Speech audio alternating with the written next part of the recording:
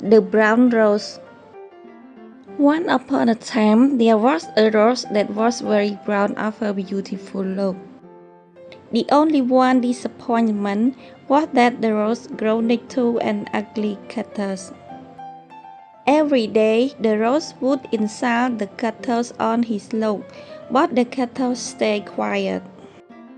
All the other plants and trees surround the rose tried to stop it from building the cactus, but the rose was too swept by its beauty to listen to anyone.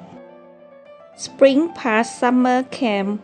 There was no rain, the garden dried up, and there was no water for the plants. The rose slowly began to lose its beautiful color and start to wilt.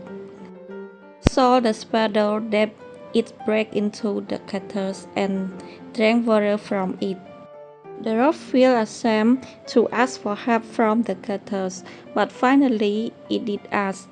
The kind cactus agreed happily. The sparrows watered the rose. They both became friends and got through the summer.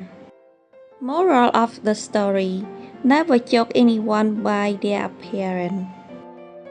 The end.